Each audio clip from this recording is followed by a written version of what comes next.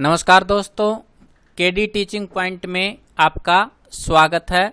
मैं कुलदीप सिंह। दोस्तों, Microsoft Excel एक सेपरेट शीट एप्लीकेशन सॉफ्टवेयर है जिसके अंदर अकाउंट से रिलेटेड कार्य किया जाता है और अकाउंट से रिलेटेड कार्य करते समय सबसे ज़्यादा जो प्रॉब्लम आती है वह किसी भी नंबर के आगे जीरो लगाने में आती है। तो आज हम बताएंगे किसी भी नंबर के आगे जीरो ऐड कैसे करें। तो बने रहिए अंत तक और जानिए जीरो ऐड करने की मास्टर ट्रिक्स के बारे में। दूसरा जो तरीका है वह है आपका using apostrophe sign. Apostrophe sign का प्रयोग करके भी हम जीरो वैल्यू को पुट कर सकते हैं। जैसे कि यहाँ हम कोई वैल्यू लिखते हैं 0.5 और नीचे प्रेस करते हैं तो आप देखेंगे कि यहाँ पर जो हमारी जीरो वैल्यू है वह हाइड हो जाती है। तो इस जीरो वैल्यू को लाने के लिए हम एपिस्ट्रोफी कोमा का प्रयोग करते हैं, जिसे हम अपनी भाषा में ऊपर वाला कोमा भी बोलते हैं।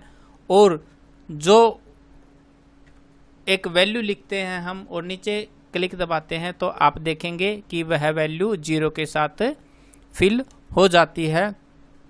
अब हम और कोई वैल्यू लिखते हैं और नीचे क्लिक दबाते हैं तो यहाँ पर हमने एपिस्ट्रोफी साइन का प्रयोग नहीं किया तो यहाँ से जीरो हमारी जो वैल्यू है नहीं लिखी गई। तो इसके लिए दोबारा से हम एपिस्ट्रोफी कोमा का प्रयोग करते हैं और कोई वैल्यू लिखते हैं तो आप देखेंगे कि वह वैल्यू पुट हो जाएगी। इस प्रकार जहाँ जहाँ भी हमें यह वैल्यू जीरो के साथ लिखनी है हम इस कोमा का प्रयोग करेंगे और बाहर क्लिक दबाएंगे तो आप देखेंगे कि जीरो हमारी वैल्यू पुट हो जाएगी। लेकिन अब इस वैल्यू में से यदि आपको यह कोमा हाइड करना है तो इनको हम सेलेक्ट कर लेते हैं और इस बिंदु से आप इग्नोर एरर पर क्लिक दबा करके कमेंट्स को हटा सकते हैं। तो यह था हमारा दूसरा तरीका जिससे हम जीरो वैल्यू को पुट कर सकते हैं। ट्रिक्स का प्रयोग करने के लिए सबसे पहले हम माइक्रोसॉफ्ट एक्सेल को ओपन करते हैं। जैसे ही आपका माइक्रोसॉफ्ट एक्सेल ओपन हो जाता है आपके सामने कुछ ऐसा फॉर्मेट स्क्रीन पर दिखाई देगा जिन्हें हम रो और कॉलम बोलते हैं। अब जैसे आप यहाँ पर 0.5 वैल्यू लिखते हो और नीचे क्लिक दबाते हो आप देखेंगे कि यहाँ पर जो आपकी जीरो थी वह हाइड हो जाती है। तो अब हम जानेंगे कि किस प्रकार इस जीरो को स्क्रीन पर लाया जाए। उसके लिए हम यूज करेंगे using text into format cell. Format cell में से टेक्स्ट का प्रयोग करके हम जीरो जो वैल्यू है उसको हम पुट कर सकते हैं। उसके लिए सबसे पहले हम उन सेल्स को सेलेक्ट कर लेते हैं जहां जहां हमें जीरो वैल्यू पुट करनी है। अब अपने माउस से राइट क्लिक दबा करके हम फॉर्मेट सेल पर जाते हैं और फॉर्मेट सेल पर से टेक्स्ट को सिलेक्ट कर लेते हैं। जैसे ही आप टेक्स्ट पर क्लिक दबाते हो यहाँ आपको मिलेगा text format cell are treated as text even when a number is in the cell is displayed exactly as entered. यानी कि जो भी आप नंबर लिखोगे वह एज ए टेक्स्ट की तरह काम करेगा। अब यहाँ से आपको ओके बटन पर क्लिक दबाना है। जैसे ही आप ओके बटन पर क्लिक दबाते हो और यहाँ पर कोई भी वैल्यू लिखोगे, जैसे हम यहाँ पर 0.5 वैल्यू लिखते हैं और नीचे क्लिक दबाते हैं तो आप देखेंगे कि हमारी जो वैल्यू है 0.5 फिल हो जाएगी।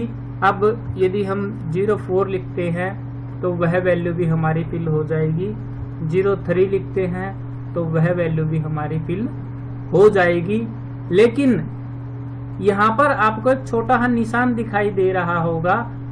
इस निशान को खत्म करने के लिए हम इन सेल्स को सेलेक्ट कर लेते हैं और यहाँ से इस बिंदु पर जाकर के हम इग्नोर एरर पर क्लिक दबा देंगे तो आप देखेंगे कि जो ग्रीन आपको सिंबल दिखाई दे रहा था, कमेंट्स का जो सिंबल था, वह छिप जाएगा। तो इस प्रकार आप अपने सेल्स में जीरो वैल्यू को पुट कर सकते हो।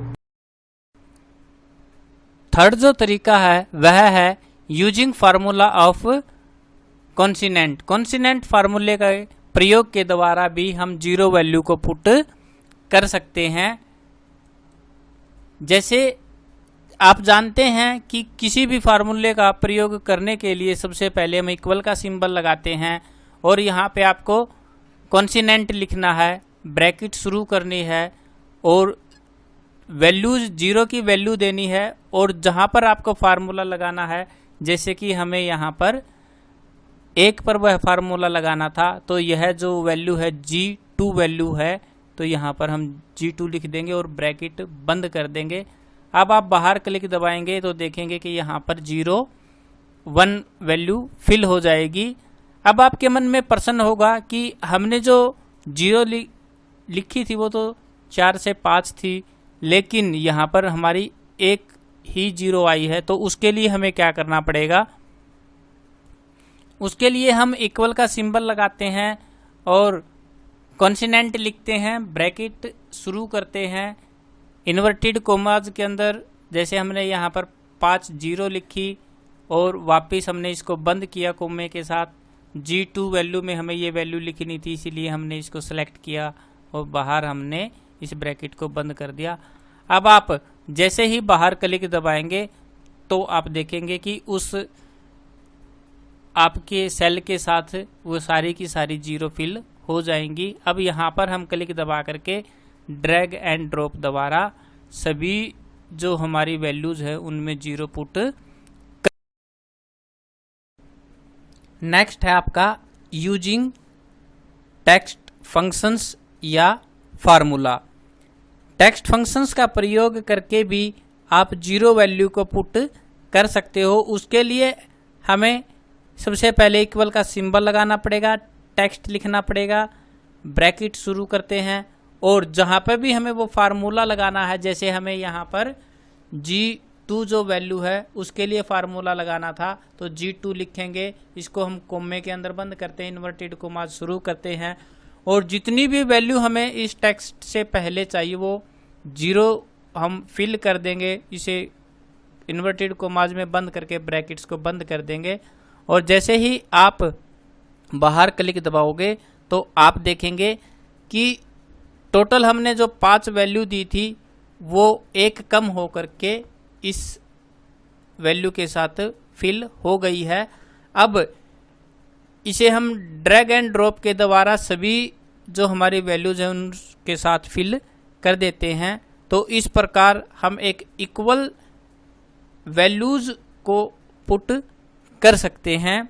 जैसे कि यहाँ पर हमारे पास ऑलरेडी 3 डिजिट्स थी तो हमारी 2 0 आ जाएंगी, क्योंकि टोटल जो हमने 0 की वैल्यू दी थी वो 5 zeros दी थी। और इसी प्रकार यहाँ पर 2 डिजिट्स थी तो यहाँ पर 3 0 आ जाएंगी। तो इस प्रकार हम जीरो वैल्यू का प्रयोग कर सकते हैं। आशा है अब आपको एक्सेल के अंदर जीरो ऐड करनी आ गई होगी। हम उम्मीद करते हैं कि अब आप आसानी से अपने एक्सेल के कार्य में जीरो का प्रयोग कर पाएंगे। यदि आपको हमारे द्वारा बनाई गई यह वीडियो अच्छी लगी तो हमारे चैनल केडी टीचिंग पॉइंट को लाइक कीजिए, इसे अपने दोस्तों के साथ शेयर कीजिए ताकि वो भी अपनी प्रॉब्लम को सोल्व कर सके। और यदि आप हमारे चैनल पर नए हैं तो हमारे चैनल केडी टीचिंग पॉइंट को सब्सक्राइब कीजिए। Thank you.